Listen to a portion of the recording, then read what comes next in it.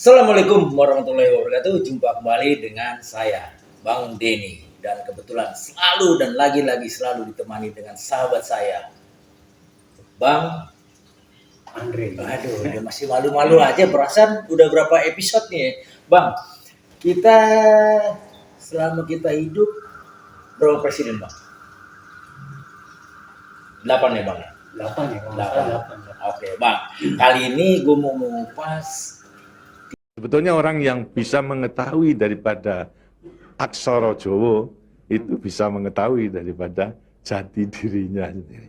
Ya, yang gua tahu Soeharto itu kan bapak pembangunan ya. Maksud gua karena gua hidup adanya di era dia gitu kan. Iya benar. Gitu. Maksudnya jadi ya gitu kan. Ya, memang rata-rata tuh pada saat kita menjalani setelah orangnya nggak ada baru kita merasakan deh, Bang, itu. Sebetulnya kalau menerangkan itu harus malam Jumat sebetulnya. Waliwon. Dan itu namanya ilmu dari nenek moyang kita. Jadi belakangan ini ternyata dia memiliki banyak ini juga, Bang. Maksud gua tuh Pegang nih, Bang. di samping pegangan dia tuh kalau gue bilang juga sama falsafah Jawanya tuh luar biasa gitu. Oh iya, Bang. Makanya diterapin bernegara gitu. Iya, aku pernah dengar tuh, Bang, cuplikan tahun berapa itu, Bang, yang tentang Ono Coroko Doto Solo itu, Bang. Iya, benar, Bang. Pernah dengar nggak tuh, Bang? Iya, makanya nih gue pengen ngupas dikit walaupun gue nggak begitu ini ya, nggak begitu banyak paham tentang filsafat Jawa.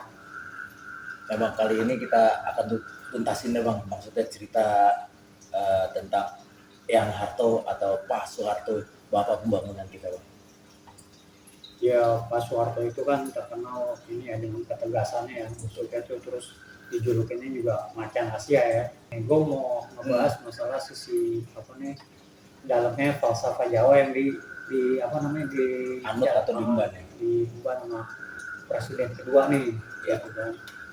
Nah ternyata, Bang, setelah gue baca biografi dia, terus gue juga baca juga Soeharto gitu kan. Ternyata nih beliau sendiri nih yang beda nih, gitu. Karena kalau Soekarno itu kan pemikirannya ini ya, maksudnya sedikit modern ya, maksudnya tuh dia lebih ini ke lebih ke blok timur, maksudnya tuh lebih suka ke ini atau dibilang ke kiri-kirian, maksudnya dia lebih condong bloknya ke timur, sukanya tuh sama kayak misalkan sama Uni Soviet, Cina gitu kan. Nah kalau Soeharto nih dia lebih ke kulturnya dia, budayanya dia, jadi Indonesianya benar-benar ke bawah gitu. Walaupun Soekarno juga nasionalisnya tinggi gitu. Ya. Cuman kalau Soeharto nih lebih Jawa deh istilahnya gitu. Nah, lebih spesifik lagi nih, Bang, tentang yang Harto nih, Bang. Iya, waktu 20 tuh Ono Coroko Doto Sawolo Podo Joyonya Mogo Bodongo 20. Iya tuh, Bang. Iya. Nah, Ono Coroko itu kalau menurut falsafah Jawa itu kan Ono itu kan berarti Ono ada kan, dari nggak ada menjadi ada, Bang. Gitu. Nah itu gimana asal usul manusia sebenarnya. Iya betul. Gitu. Nah Doto Sowolo itu yang gue tahu itu dia kayak ini, Bang, kalau di Islam itu kayak Podo dan Kodrat gitu ya. Oh gitu. Iya.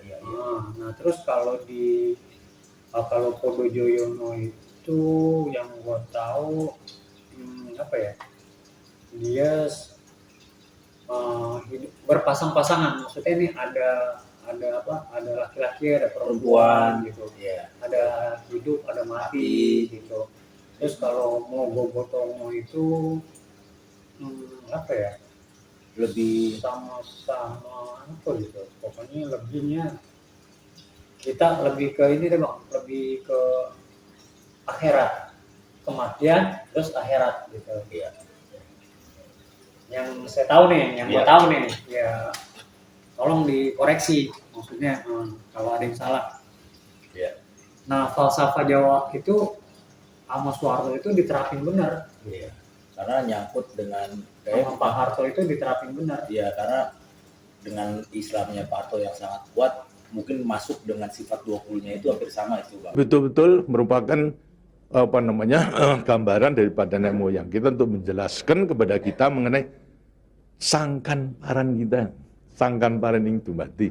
Dari mana kita akan kemana daripada kita itu. Jadi Jawanya dia tetap Diterapin dalam kehidupan makanya sehari-hari gitu ya. orang bilang waktu itu apa namanya katanya menggulingkan Soekarno, mengkudeta Soekarno, tapi kan ternyata sebenarnya gue baca Enggak sama sekali. begitu, iya. Malah pernah Soeharto diwawancara, Pak Harto diwawancarain, Pak Harto benar Bapak mengkudeta Pak Soekarno. Akhirnya dia bilang begini, mana mungkin saya kan punya prinsip apa sih namanya equal duhur apa gitu, Mendem jero ya, mendem jaro. Nah, kayak gitu. Pak Soeharto tuh pakai falsafah kayak gitu. Gitu. Jawanya ya kalau dibilang kan Kental banget lah dia. gitu. Makanya dia paling ini sendiri, bahasanya juga dia bahasa Inggris dia nggak begitu jago, maksudnya nggak begitu hebat. Bisa seperti dia. Soekarno gitu. Selalu bawa apa sih penerjemah ya? Translator. Translator. Mencirikan nih Soeharto nih jati diri gue nih, Gue orang Indonesia. gue Indonesia gitu. Soekarno juga nasionalis, tapi Soeharto lebih ke ini apa, ke kulturnya tuh lebih kuat gitu. Iya, betul. Kebudayaannya lebih kuat gitu. Nah, banyak Bang yang kita bisa kulik dari dia tuh, kayak misalkan waktu dia perang di Jogja tuh dia tuh di situ dia strateginya dia tuh, makanya apa namanya wilayah Indonesia waktu itu Bang tinggal Jogja nih. Yang belum ditaklukin tuh Bang. Yang lain udah ditaklukin Belanda semua nih, tinggal Jogja nih, tinggal Jogja satu. Ini RI udah runtuh nih, udah pisah, udah jadi RIS. Maksudnya jadi Republik Indonesia Serikat gitu kan. Nah tinggal Jogja doang nih. Nah di situ perang lah, pecah tuh perang Jogja. Nah tahun 49 itu strategi Soeharto Bang. Akhirnya Jogja nggak bisa kerebut tuh Bang. Itu perang mati-matian tuh di situ tuh. Jenderal Sudirman turun, Adi Sucipto turun, gitu. Dia dari Kostrad tuh. Dulu cuma belum ada Kostrad. Iya. Dulu belum ada Kostrad. Dia dulu masih apa sih TKR atau BKR gitu? TKR kok. TKR, Tentara Keamanan Rakyat ya Bang. Iya. Nah terus udah gitu Soeharto itu, Pak Harto itu dia suka gitu datang ke kampung gitu kan, masuk ke kampung-kampung. Kalau sekarang mungkin kalau ada handphone ini ya apa namanya mungkin udah diposting udah apa, Suka belusukan lah ya Bang. tapi caranya dia kan beda Bang. Beda, cara berbeda. Nah terus juga dia suka apa sih suwun ke keraton Solo minta wejangan. Terus yang kalau bahasa Jawanya dulu kan pernah tuh di zamannya Singosari ada yang namanya Empu Raganata atau Empu Ranubaya, Raganata kalau nggak salah itu. Dia punya, kalau dibilang tuh orang-orang Singosari kalau nyebut dia itu dia weruh winara sadurungi, tahu mengerti apa yang belum terjadi gitu. Jadi dia kayak bisa nerawang gitu. Nah kadang-kadang Soeharto tuh suka apa namanya minta wejangan orang-orang yang sepuh lah, sama orang tua di sana. Gitu. Nah, sisi ya yang gue tahu tuh sisi dari Pak Harto itu kalau untuk memahami filsafat Jawa benar-benar diterapin Bang. Equal duhur, mendem jero, ya yang begitu-begitulah sama Pak Soeharto itu selalu. Dan Pancasila juga lahir dari Wonocoroko ini gitu, dari falsafah Jawa ini. Untuk klinik-kliniknya nggak ada tuh Bang? Ya yang gue tahu sih kalau untuk klinik ya mungkin ada ya, mungkin cuman ya yang kita tahu kan hanya sebatas pemahaman beliau tentang Jawa itu, terutama dengan sedikit kejawaannya kental gitu. Cuman kalau untuk kliniknya sendiri kita nggak tahu gitu. Ya kalau dengar apa sih segelintir dari beberapa orang gitu kan, ya dia punya mungkin apa gitu ya, keris atau apa benda-benda yang biasa orang Jawa pegang gitu. Tapi selebihnya itu ya kurang tahu juga Bang gitu. punya buat pegangan diri kali ya bang ya. Ya bisa gitu. Tapi enakan zaman Soeharto apa sekarang tuh bang? Kalau dipilih sih menurut ya gue sih enakan zaman Soeharto ya, karena gue lahir adanya di era dia gitu. Iya Bang, benar bang. Gitu doang. Saya juga ngerasain kayak begitu sih bang. Iya. Bukan ada unsur ini ya, maksud Politik gua, atau segala macam politik, ini ya. membesarkan satu apa sih nama seseorang dan nama seseorang, bukan Iya. gitu. Cuma kan abang nanya lebih enak mana, ya gue jawab zaman Soeharto gitu. Apa-apa serba ada, murah, adem, ayem ya bang ya. Iya gitu. Terutama kan keamanan bang, kenyamanan. Iya, memang pada saat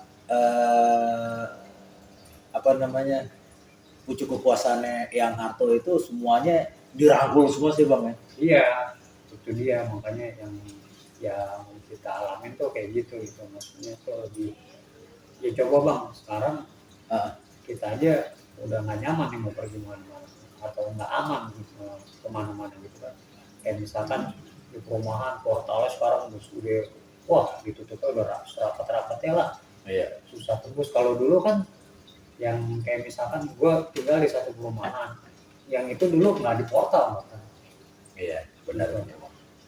Ya limas lah ya dulu. Iya, Bang. walaupun Ya, maling mah ada tetap maling, Iya. tapi ya masih longgar lah, nggak segitu ketat ya. iya. Bang. Kalau sekarang kan bang ngeri bang, Di mana-mana bang sekarang. Bang.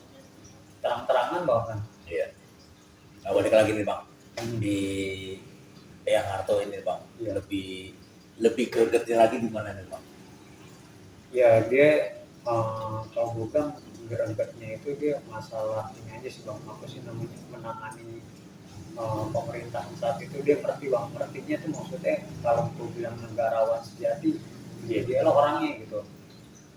Maksud gue tuh kenapa gue bilang dia bisa aja bang bikin negara hancur pas di 98 gitu.